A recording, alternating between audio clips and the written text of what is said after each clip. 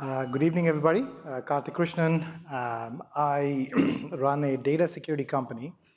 I'm here to talk about generative AI and just a few things about it, what makes it unique, why it has so much promise, as well as the fact that really there's no such thing as a free lunch. And so there's a whole bunch of challenges that enterprises need to be aware of that I want to be able to sort of point out so you can have a secure generative AI rollout. So, technology folks are prone to a lot of hyperbole, but I think it's safe to say that generative AI is here to stay. It's probably one of those transformative technologies of our times that really, I mean, if you peel back, what it enables for most folks is it allows you to, in essence, take a large amount of data and essentially make sense of it and provide everything from insights so employees and enterprises can cut through the complexity, can increase innovation and achieve productivity gains that just have not been possible in the past. And so I think the promise is real. Having said that, certainly one concern rises above all else as enterprises look at generative AI, and that's data security. Generative AI just expands the data threat surface in ways that is meaningfully different relative to anything that has happened in the past. And so it's important for people to keep in mind that as they are rolling this out, concern for data, and I'll go through all of the different areas that potentially open up as threat vectors or risk vectors and what you can do about it. But something to keep in mind as you go forward. Now, MIT recently put out a study. This study received a lot of press about how 95% of generative AI pilots are failing. Now, if you actually read the article, what they were really talking about was a whole bunch of learnings, including the fact that people weren't necessarily optimizing for use cases, but they were also pointing out that you have to have governance in place, and you have to have the workflows to essentially be able to secure those workflows in place for these pilots and for these rollouts to be successful. And so all of this pointing to the fact that really, I mean, as you look at a generative AI rollout, you have to really concern yourselves with data security. Now, let's just step back and talk about why generative AI is such a big deal and what makes it different relative to, AI and machine learning have been around for 40 plus years. And so in many ways, you've had prior generations of discriminative models. And what generative AI really enables for the first time is if there's one singular attribute it is the ability to be able to generate new content. My daughter's 16 years old, she's a Taylor Swift fan.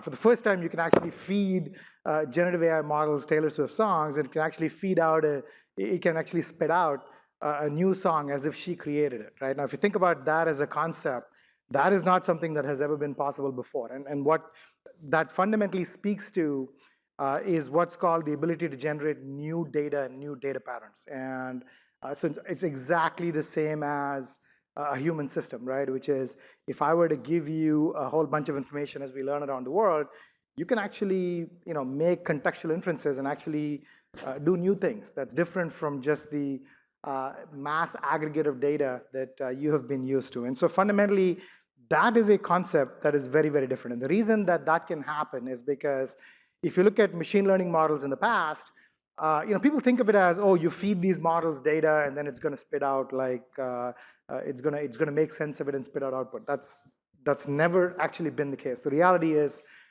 you often have to do a whole bunch of feature engineering. For example, if you look at using AI for detecting spam, in the prior past, what you would have had to have done is deconstructed emails that look like spam and look at, for example, the spelling mistake probabilities across an email. You have to look at the ratios of alphanumeric characters to English letters to numbers and provide those sort of probability distributions, what's called feature engineering. And so you would have to do a whole bunch of feature engineering that you're deconstructing from all the data that you have. And if you feed that into the model, the model can then come out and say, okay, now this looks like spam, and so I know kind of what to look for in spam. And so that's essentially how most spam filters have worked in the past, which is really looking at these sorts of probabilistic patterns for what has happened before to essentially be able to do that.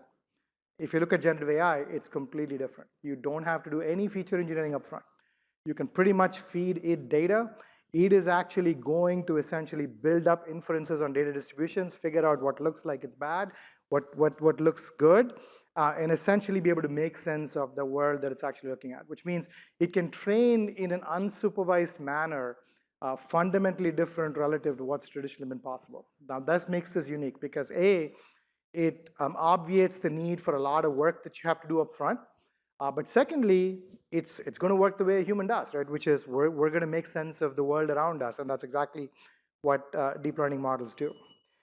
The other thing that they are really, really good at is they are good for general purpose applications. So you don't have to train it for a particular task. They can actually make sense of large amounts of data.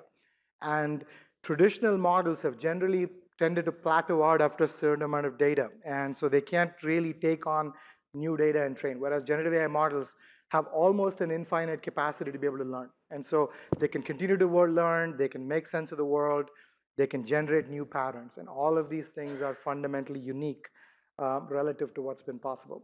If you look at the game Go, and so one of the things that people wondered about generative AI models is, hey, okay, so this can make sense of this data, but is it going to just spit out patterns that's already been used to, what's called, stochastic pattern spit out? Or is it going to essentially be able to generate and create like new, is it going to be able to think in ways different relative to the underlying data? That was definitively proven when AlphaGo, the game that was developed by DeepMind, played against, I believe his name is Lee Sedol, who is the Go champion. And AlphaGo ended up making what's called the infamous move 37, where that was a completely unconventional move that had nothing to do with its prior training.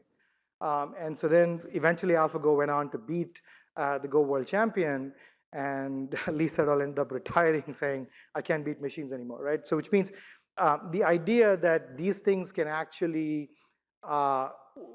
think, if you can use the word unconventionally, away from just the data that they've seen to actually generate new ways to think. And that's sort of extremely unique to what generative AI models can do. And the last thing, you don't need a programming language understanding to essentially work with these tools. It just works with natural language, and so it can actually make human inferences. And so if you can provide a semantic view into what you're looking at, it can essentially return back to you an answer, right? Much like humans essentially work at. So, okay, so this is all the promise that I mentioned. Now the question is, what's the catch? Now, of course, one of them, which is unrelated to what we're talking about, is just compute resources. There's just a massive, because these things can train on a massive amount of data. I mean, if the human brain continues to be the most efficient, energy efficient reasoning system that's available on the planet, it can beat any machine hands down. But if you can, but a close second is essentially generative AI models, where essentially you're throwing computer resources at these things. Now, obviously, there's a whole bunch of research going on in the world of hardware around GPUs and so on, and that's why NVIDIA is a $4 trillion company today, just because there's just enormous need for compute resources to essentially be able to train a lot of these foundational models. But let's talk about the world of risk and security. This is presenting a risk surface that looks fundamentally different relative to anything that has been seen before. The simplest example is input, right? Now, these tools are essentially, if you look at Copilot, or if you look at Gemini, or if you look at any sort of proprietary AI workload that you're building, they're essentially traversing through your entire environment, making sense of all of the data. It doesn't matter whether they are allowed to have access to the data, not allowed to have access to the data. Is it privacy data? Is it not? It doesn't matter. They're essentially leveraging a lot of that data as context, which also means that from an output standpoint, there is a massive exposure problem. Because if you and I were to have a conversation as a human being, and let's say I asked you a question, okay, hey, what do you know about this subject? Right? The first thing that you are going to think is, okay, you're not going to spit out everything that you know. You're going to wonder, okay, should I be revealing this information to this person or not, right? And then you're going to ratchet up or down the level of information that you're going to present back, depending on what that conversation level ought to be with that person. Now, these tools have no filter built in, right? They are essentially context engines that are built to be able to spit out as much information, almost like they are a child trying to prove how smart they are. They're going to spit out everything that they know. And so you have to build that sort of a human reasoning system so that there is a governance workflow that dictates, depending on who is asking the question, whether you're able to provide the right sets of information or not.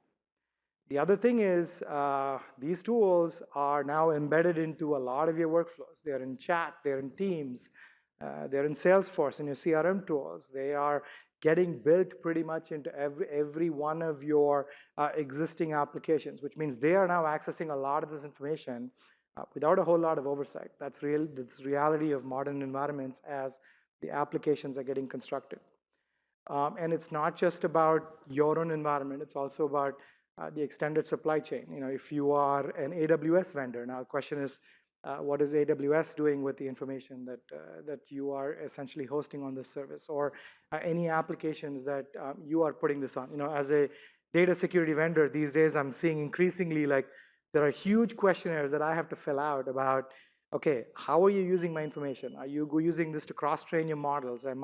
Is my data ending up training your model so that other customers are going to take advantage of that information? Because those are all sort of strict no-nos. And so you have to look at the extended ecosystem that you have between your supply chain, between the supply chain and the vendors as well, to make sure that that data environment has some level of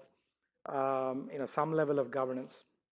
With your own training data, right? How do you make sure that these models are not training on privacy data, that it's not training on, for example, the performance reviews of your employees, or privacy data, or your own customer data? And so making sure that you've got the input going in has adequate governance as these models are getting trained. And the last thing is applications. One of the most practical applications today that generative AI has clearly enabled is acceleration in software development. As software engineers start to take advantage of these tools, my neighbor works at Netflix, and she was telling me what used to take her like 11 weeks, now with Claude Code takes her like 4 days to essentially be able to code up, and including with like full documentation and so on, right? And those are extremely practical use cases for software development that are happening. Now the question is, this is using a whole bunch of general purpose software code that's being leveraged. Now, do you know if it's licensed? There's sort of intellectual property concerns associated with that. Not to mention, there's also security concerns. How do you know if the code is safe? Like, how do you know if there's no vulnerabilities in the code and so on? And so there's a whole bunch of concerns there as well.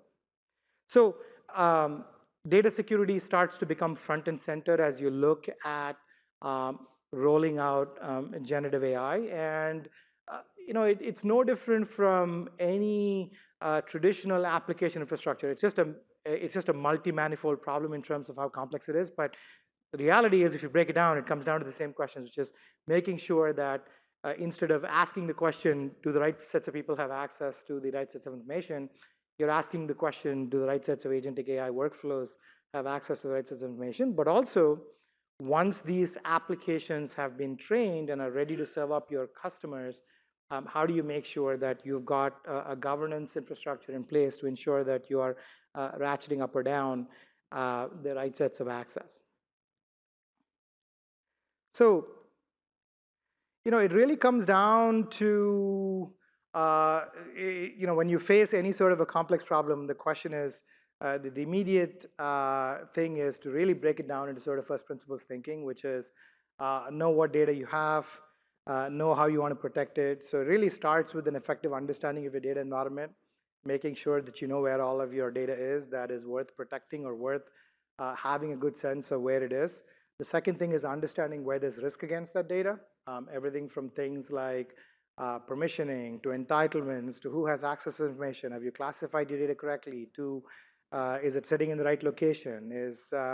And so once you have that, and if it's not, then making sure that you've got the effective sets of remediation that you can do to make sure that you've got a least privilege data governance layer built in. And then once you build that in, that becomes the foundation of how a lot of these generative AI tools end up accessing your information and then taking advantage of it for an effective DLP program. Now, I'll just deconstruct generative AI into three very sort of practical areas that potentially apply to every one of you, right? One is public GenAI.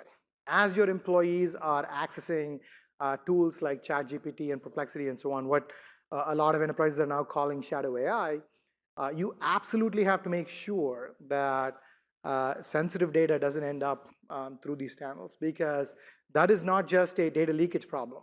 It is also going back to what I said, these models have infinite capacity to be able to train. So if for example, you have some intellectual property that you need to protect, once that leaves your environment and let's say ChatGPT ends up training on it, uh, these models are not going to forget. That is information that is now available for 7 billion people around the planet to essentially be able to access, right? That is just the exposure radius that you've introduced through not being able to monitor your public GenAI channels and making sure that there are some controls in place so that your data doesn't end up leaving your environment. Now, you obviously, many customers have ended up like completely shutting off those channels, like you block off like ChatGPT or Perplexity, but the reality is that's not a permanent solution. That's only going to happen for so long, right? If you look, if history is any a teacher for us, if you look at when wireless came out and enterprises said, "Oh, we're not going to do wireless," and then turned out employees started putting wireless routers underneath their own desk, and then eventually enterprises had to adopt wireless, or when mobile devices happened and BYOD happened. So productivity will always trump security, and so you can't really block these tools because these are fundamental productivity tools that your employees need. And so the question is, how can you enable this in a manner in which they can continue to use it for what they need it for, while making sure that you have got the controls in place to make sure that sensitive data doesn't end up outside your environment. The second thing is generative AI assistance. So like as you're rolling out Copilot and Gemini and so on, these tools are training with all of the information within your environment, which means if tomorrow your CEO would ask a question, it is going to serve up, unless you have the underlying infrastructure in place to honor any sort of permissions and entitlements control. The response for a CEO is going to be the same as the response to a junior employee who has joined. It could be on any question. It could be about, hey, how are we doing this quarter? And then suddenly, public information is in the hands of a junior employee. And so you have to have, before you even start to roll out generative AI assistants like Copilot and Gemini and so on, you have to have a governance in place where you've set the right sets of permission structure. You've got the appropriate levels of classification. You can make sure that the groups and users who need access to certain types of information, I'm talking about the raw data, is all set, because these tools are going to honor the permissions that you have set. And so if something, for example, if you have finance data that is shared organization-wide within your SharePoint, these tools are going to assume that it's fair game for this information to be essentially leveraged as part of insights to anybody within your company. And so we have to make sure that you've got the right sets of controls in place as you're accessing that. And then the third thing is around proprietary AI workloads. If you're building any sort of a AI model with any kind of a RAG architecture, there's two sets of concerns. One around making sure that these models are not training on any sort of sensitive data, because you need to keep that information out of the purview of those models. But also, when they're actually serving up information, you have to have the governance structure in place to make sure that only the right sets of people have access to information. So, if you sort of double click on that a bit, generative AI is, secure data governance. We were talking to a hedge fund where the CEO says, we're going to roll out Copilot. And then the CISO says, okay, that's fine. I don't have any governance in place at all. And so I have to make sure that I've got classification permission in place. Otherwise, I'm looking at data spillage all over the place. And so, we ended up being a side-by-side deployment with Copilot, just because without that, this is no longer in the past, what used to happen, especially with data governance and DLP tools, it used to be either a compliance use case where you're doing it because the auditors are going to show up every year and you have to prove to them that certain folders and certain locations have the right sets of access controls in place, or in some cases you're worried about a data security issue. This is a active, enterprise functioning issue. Like, you can't function as an enterprise unless you have governance in place. Otherwise, you're looking at essentially data spilling all over the place. And the other thing is around context-aware controls. So how do you make sure that as you're monitoring things like your public GenAI channels, you're bringing context into the evaluation? So for example, being able to say, my finance data shouldn't end up on ChatGPT, but it's okay for my employees to be able to access these tools and ask questions, right? For example, or don't take my intellectual property, my design data, and then put it up and ask it to like summarize it, or some key investor meeting that I have, it's going to ask it to basically summarize it as an example. Now, this is information that's essentially going to go out, and so you need to have some level of context-aware controls for these channels, just to make sure that your employees can continue to function as they are, but also bring this notion of category and information-aware DLP controls, right? This is not something that's really existed in the industry in the past, but this is actually eminently doable now. And so bringing those sorts of controls where you're bringing context around the data itself actively into how you're monitoring these channels and essentially enforcing controls. Okay, so look, this is, as much as the challenge looks extremely daunting, the reality is that it's really it comes down to basic blocking and tackling, right? Understanding, first of all, this spectrum has always been discover, monitor, protect, right? Which is discover, know what it is that is worth protecting. So in this case, it would really be around understanding what sort of data you have. And that could be financial data, that could be PII, PCI customer data, that could be intellectual property, that could be business confidential data. And then understanding who has access to this information and where are there instances of excessive permissioning, entitlements, access control, sitting in locations that you least expect to find it. And then being able to effectively do least privilege data governance around the data. And if you set that up on the front end, this can save you a lot of heartache on the back end, just because as these tools start to function, they're going to honor what you have in place. The reality of most customer environments today is the data environment is a mess. Most people don't even know where all of their sensitive data is. It is something that potentially you could have skated by in the past, but if you're looking at any sort of a generative AI rollout, it's not an option anymore. You have to have governance in place. Otherwise, it's going to be a disaster on the other end. So, okay. And look, I think regulation is in our future, right? EU is taking the first step towards the AI Act.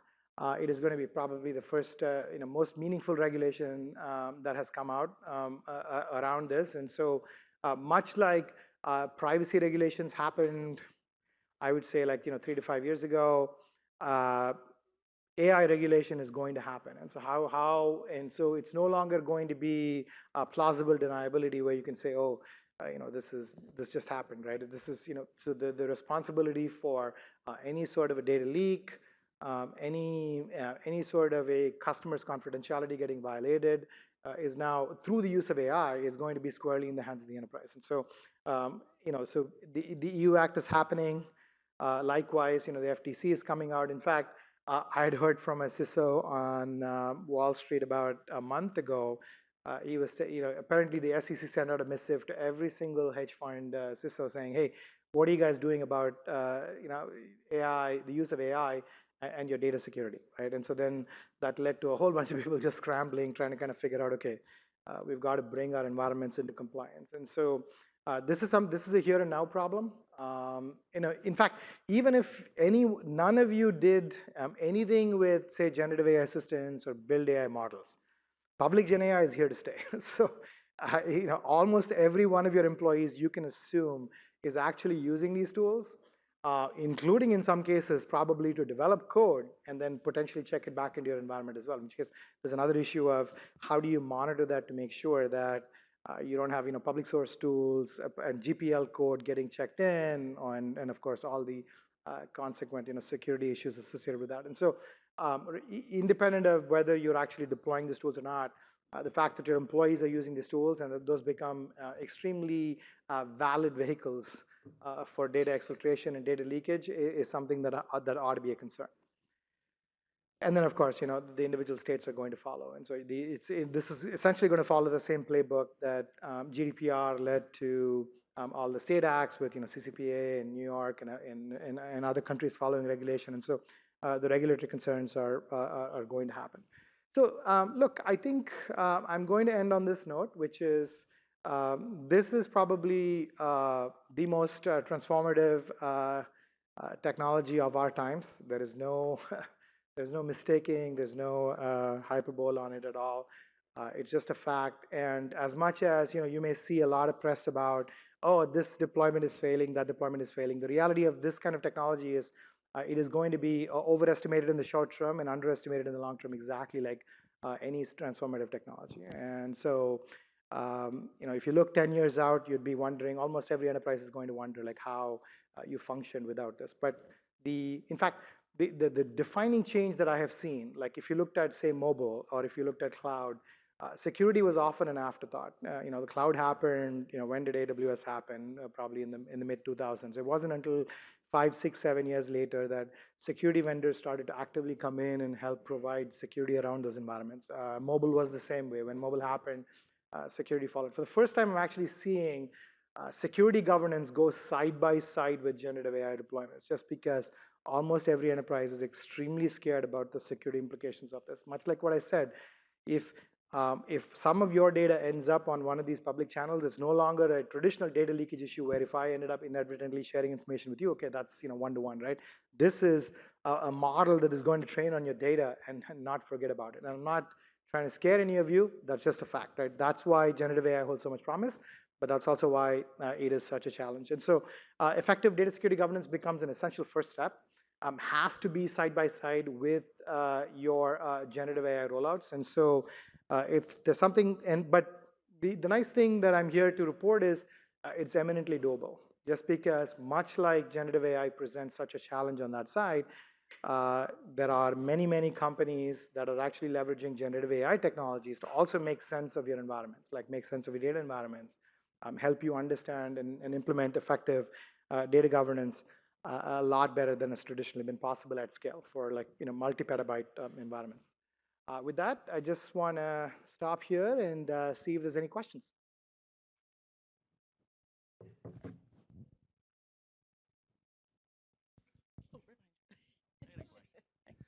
So from a standpoint of getting, Who's talking?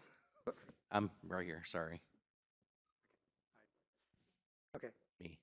So from the standpoint of getting data in the model and like these regulations coming out, you're really going to be handcuffed as far as if some personal data gets into a model, even though you've now violated some regulation, your ability to get the data back out is almost zero, right? Well, great question. So not quite, right? I think if you start moving data to foundational models, the answer is correct. Like there's no way you can effectively use, for example, if you started to train on AWS Bedrock as an example, right? That is almost going to be a no-no for most enterprises. So the answer to that is you have to force the technology selections that you have to do have to be on vendors, for example, providing you what I'll call custom models that are very specific to your environment, where the data is not going to commingle across tenants, or is not going to, even if you're doing any sort of training, it has to be training specific to your environment. And so that's the sort of diligence that you have to do to make sure that your data is not ending up in some sort of a foundational model. And then at that point, there's really no control that you can exercise. In fact, in many ways, for a lot of enterprise use cases, the analogy I like to give is, if you look at the internet, when the core plumbing happened, that was one layer, and then eventually applications happened that became very specific to specific tasks.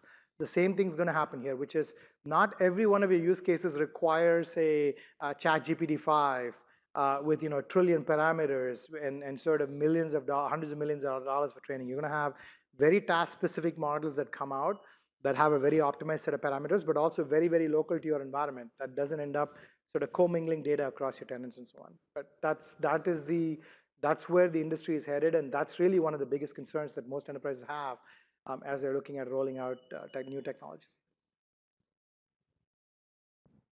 Much like, for example, Cloud Code today will say, Cloud Code Enterprise will not commingle your data with everybody else. And so you're seeing already a lot of these new technologies starting to emerge with sort of what I'll call tenant-specific models, just that apply to very specific environments. Any other questions?